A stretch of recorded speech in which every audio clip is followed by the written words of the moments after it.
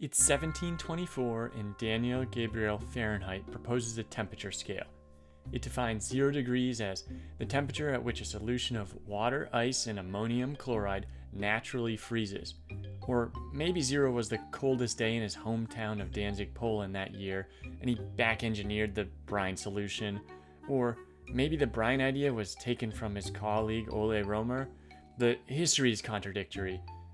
The human body temperature was set at 90 or 96, and water froze at 32. About 20 years later, Anders Celsius creates a new system. 0 is the temperature at which water freezes. 100 is where it boils. It's better.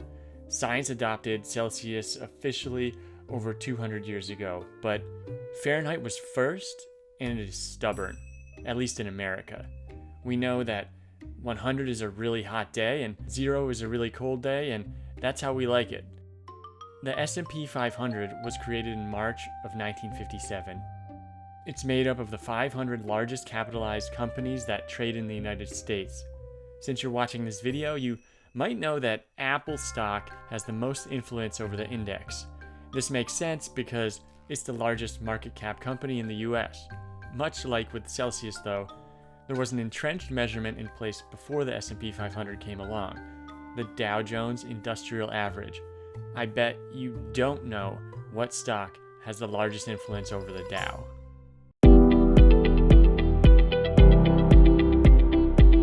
What's going on? We gotta get the Dow Jones up. The Dow Jones Industrials went low. We gotta get it back up.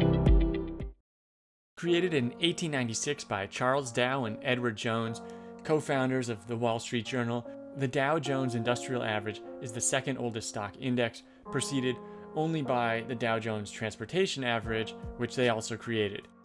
The original Dow components had names that were mostly some form of a place plus a commodity. American Tobacco Company or United States Rubber Company. They actually did a pretty good job of selecting founding members because of these first 12 companies, only United States Leather is entirely defunct.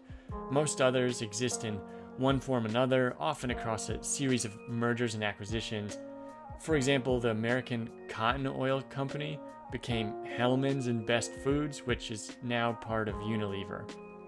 An original member, General Electric, survived in the Dow for 122 years and remained intact until just this year when it's getting split up. Today, the index has grown from 12 companies to 30, and it isn't really all that industrial since it includes companies like Goldman Sachs and Microsoft. Instead, it's more like 30 big American companies that most people have heard of. Now, to the math and how that makes things weird. The Dow was originally calculated by taking the stock price of the 12 companies, adding them up, and dividing by 12. It's simple and it's great, but this method has two problems. First, if you want to track the value of an index over time, you need the curve to be smooth. What happens if you spin off part of a company, or what happens when there's a stock split? Suddenly, the total value of shares when you add them together is lower, but you're dividing them by the same number. It's going to make it look like the index dropped when it really didn't. This problem, though, is solved. The Dow has now been 30 members, but you don't add them all up and divide by 30. You add them all up and divide by something called the Dow divisor. The divisor is just a number that changes each time an event takes place that changes the value of a Dow member so that the price of the index before and after remains the same. Stock split, change the divisor. Replacing ExxonMobil with Salesforce, change the divisor. Easy peasy. The second problem with the Dow doesn't have a solution. It's what makes it sort of wild that we're still using it. Since the method of calculating the Dow's value involves adding up all the stock prices of the component companies, it means that the share price of a company is what matters in terms of how much influence it has over the index.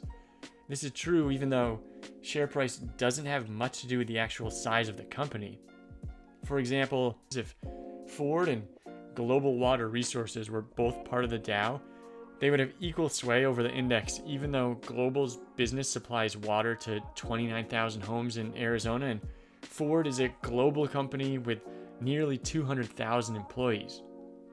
That's why, by a pretty wide margin, United Health, with a share price of 460, is the most important Dow member. It's also the alleged reason why many big tech companies recently enacted stock splits. Google and Amazon could never be part of the Dow when they were trading in the thousands. They'd just have too much influence over the index. But now, there's not much stopping them. So, is the Dow bad? I'd say it's more like it's silly.